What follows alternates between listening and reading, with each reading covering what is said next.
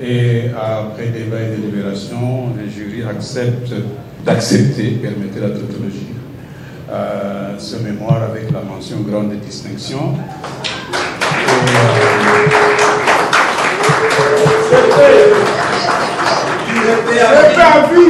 Et le jury recommande que le texte soit rééquilibré et que les avis, certains autres avis émis par les membres du jury soient pris en compte dans la dernière version du travail qui sera déposée à la direction de l'école doctorale. Félicitations, M. Jean-Marie Kassamba.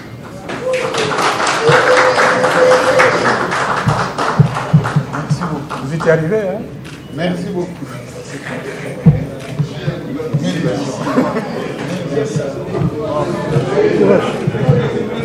C'est un couronnement à l'issue d'un travail de qualité, applaudi par l'ensemble du jury après un échange rigoureux des questions-réponses.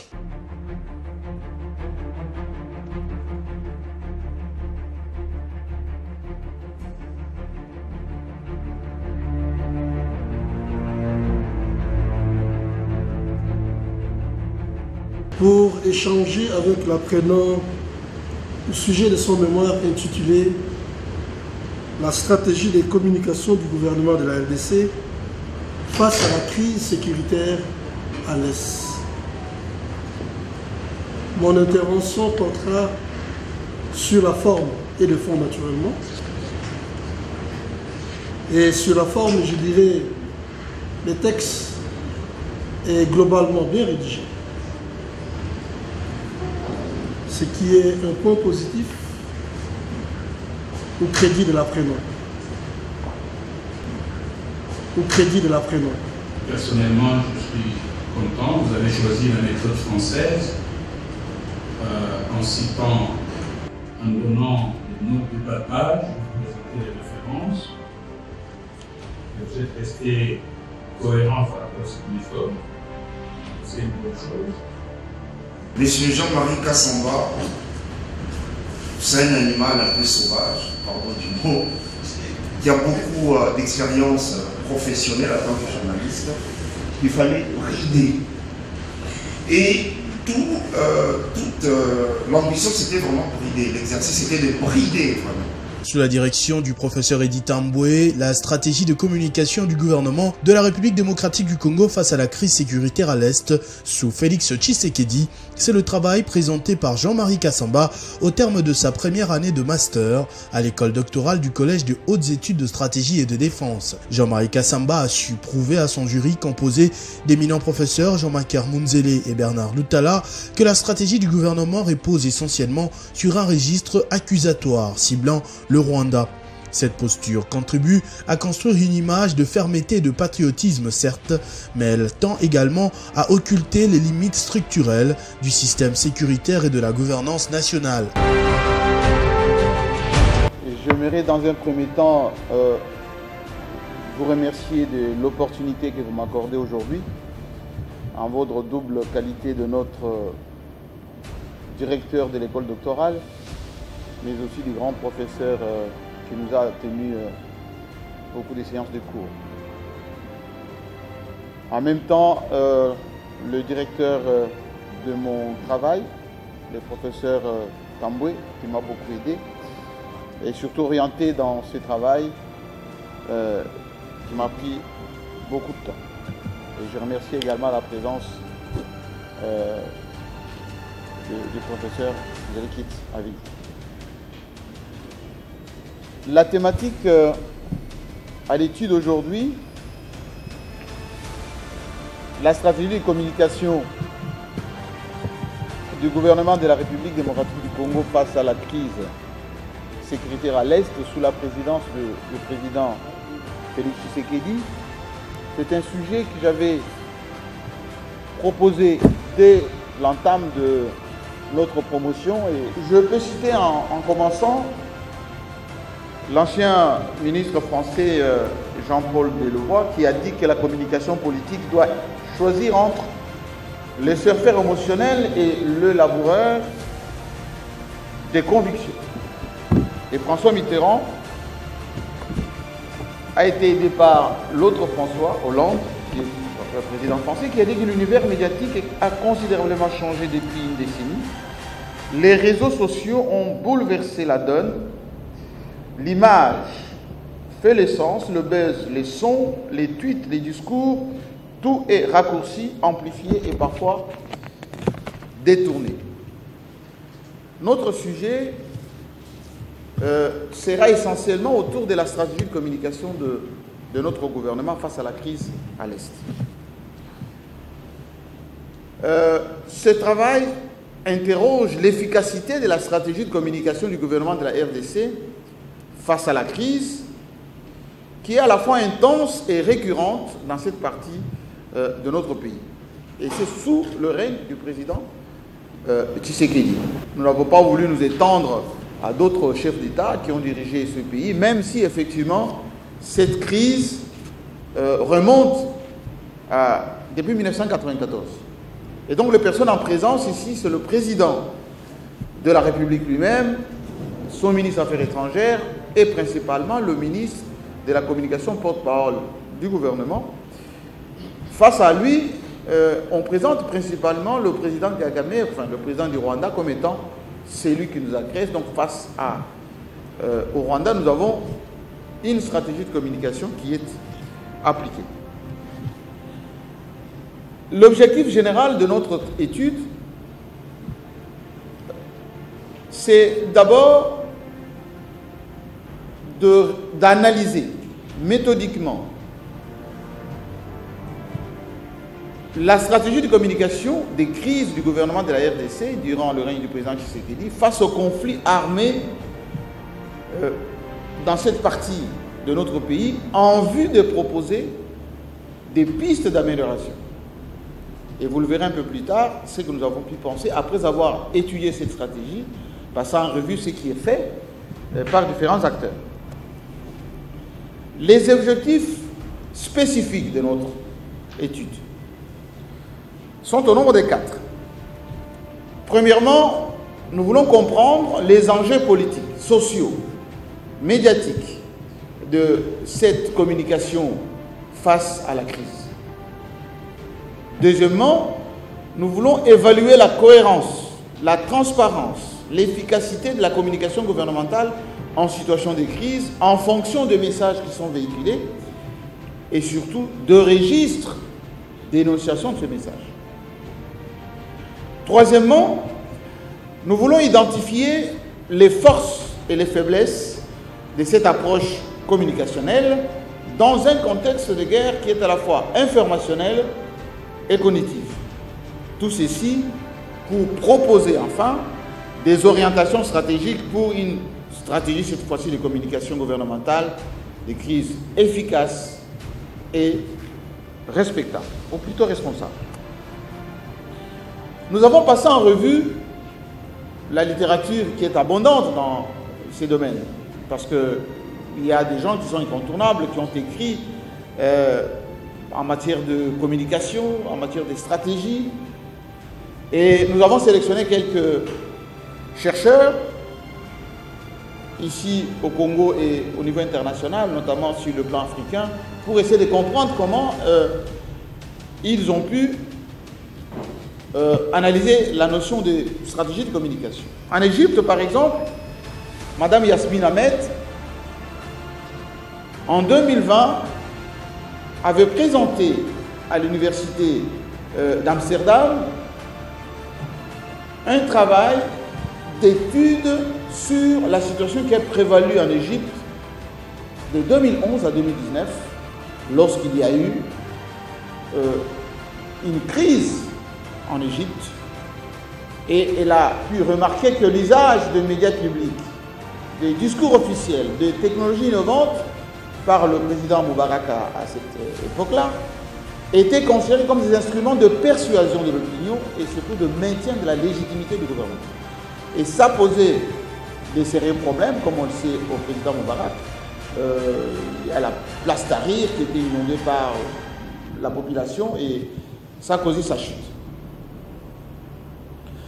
Au Sénégal, Mme Myriam Pollel Ndiaye, qui est aussi spécialiste en communication, dans ce qu'elle a écrit, la polyphonie de la communication gouvernementale.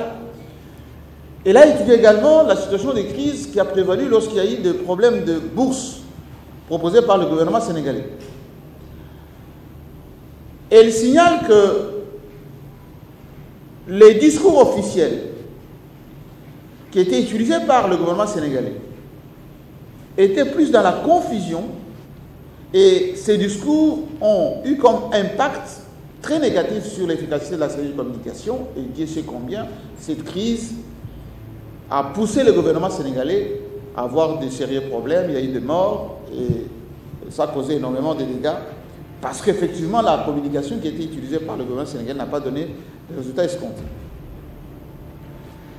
En Tunisie, Mme Marwa Ben Ammar a étudié également la situation de crise qui a prévalu dans ce pays. À Sousse, c'est une petite ville à 60 km de Tunis. Il y a eu des bombes qui étaient posées par les terroristes.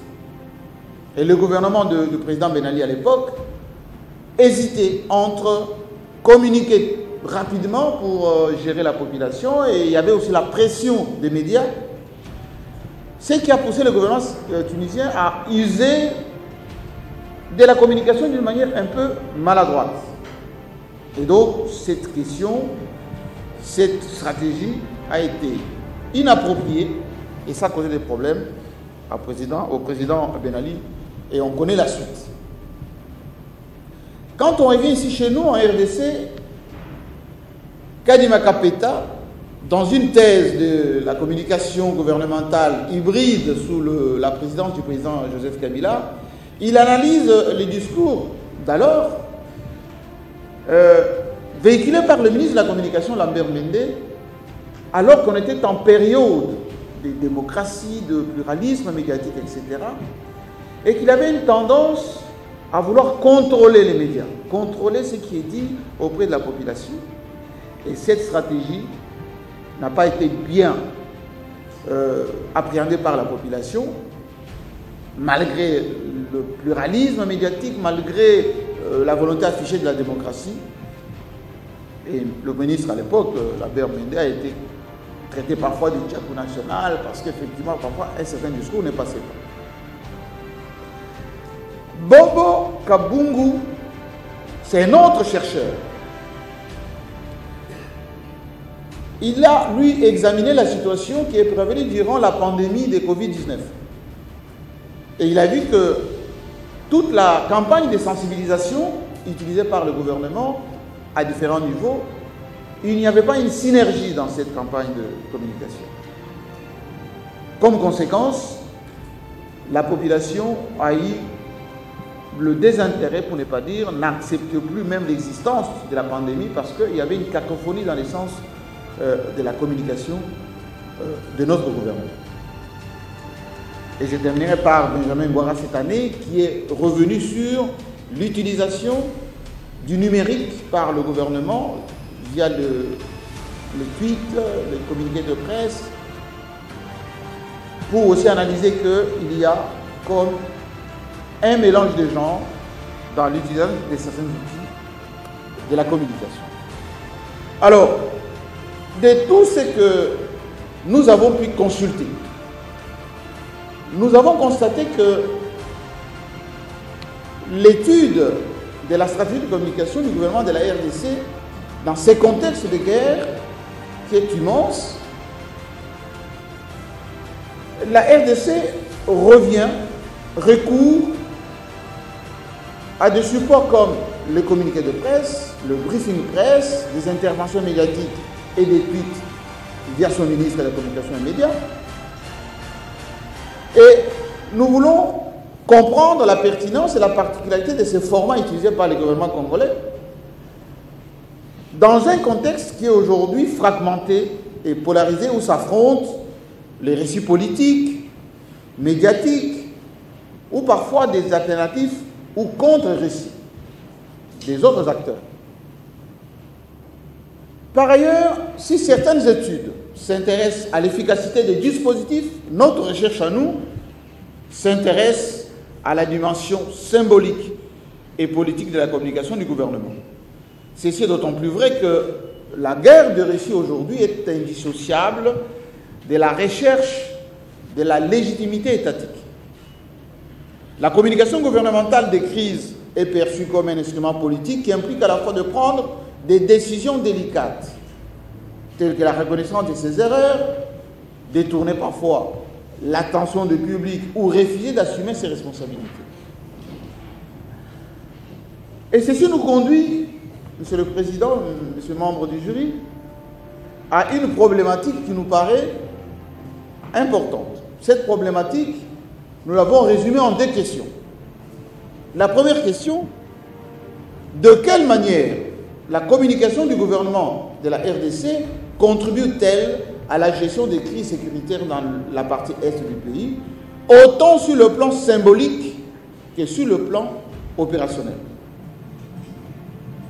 Deuxième question de notre problématique, quels sont les types de messages véhiculés, les canaux et le support de communication employés et dans quelle mesure sont-ils adaptés aux enjeux de la crise? Et ça nous pousse à émettre des hypothèses. Premièrement, dans ce contexte de crise sécuritaire, les messages utilisés par le gouvernement sont plus défensifs et réactifs, axés sur la justification des actions de l'État, et cette rhétorique est plus symbolique, avec les thématiques par exemple sur le patriotisme, la souveraineté nationale, la dénonciation des ingérences étrangères, qu'opérationnelle. Deuxième hypothèse avancée, le gouvernement de la RDC fait à la fois usage de médias traditionnels et surtout de plateformes numériques. Alors, le cadre théorique de ce travail ne peut se faire qu'en recourant aux éminences grises qui ont comme spécialité la communication. C'est comme si, par exemple, ici en RDC, on veut étudier la démographie, la population, n'est pas lire notre directeur, Bernard Toutala, en matière de statistiques, de compréhension de flux migratoires. Voilà, ça serait faire offense à la science de ne pas le lire. La théorie de la communication de masse de Laswell, qui revient sur le fameux 5 questions. Qui communique? Il communique pour dire quoi? Par quel canal il communique? À qui il communique? Surtout, avec quel effet? Parce que comme notre professeur et mon directeur, j'ai la chance de l'avoir aujourd'hui, Edith Tamboué nous dit pendant la séance, l'information, c'est l'effet qu'on présente. Mais la communication, ce sont les effets qu'on recherche. En matière de la stratégie de communication, il faut parfois chercher les effets. Mais il y a aussi un autre théoricien,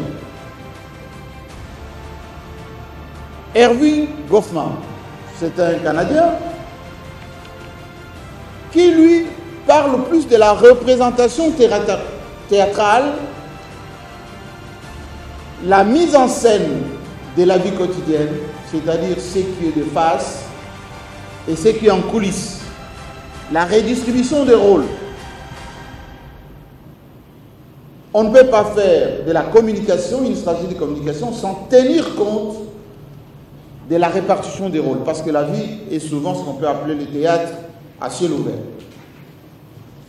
Et l'autre théoricien qui nous a aidé à comprendre la stratégie de communication du gouvernement congolais, c'est bien évidemment Timothy Combe. Lui, c'est plus par rapport à la gestion de la réputation, la communication des crises, ce qu'on appelle la situation. Ce qui prévaut à l'est de notre pays depuis 1994, ce sont des situations, des déstabilisations. d'inconfort. Parce que la crise, comme on le sait, c'est le dysfonctionnement de l'état normal. Et donc, ces théoriciens expliquent qu'on ne peut pas gérer une crise sans la connaître. Il faut catégoriser la crise. Mais il faut également trouver les personnes qui peuvent gérer la crise. Avant, pendant et après la crise, l'évaluer pour éviter que la crise se répète. La recherche ouvre des perspectives analytiques majeures, telles que la nécessité de développer des modèles de communication adaptés au contexte africain et congolais, l'importance d'intégrer les perceptions citoyennes via des approches méthodologiques mixtes, sans oublier l'intelligence artificielle incontournable aujourd'hui. La communication gouvernementale apparaît, les chercheurs a ouvert des brèches et va poursuivre les études au niveau de la thèse doctorale. Sa famille et ses proches qui ont participé à cet événement en sont sortis plus que fiers. Un travail de qualité. Ça ne m'étonne pas qu'il ait reçu la plus grande mention, accompagné de l'étonnement du jury. Bongo Ebele, moi la photo. Et vous savez que derrière un grand homme, il y a toujours une grande femme. Comprenez que chaque jour, ma jeune sœur, Brenda Mabia Kassamba, est en train d'abattre un grand travail. Est-ce qu'elle dit que tu as salué ma belle, madame Naï?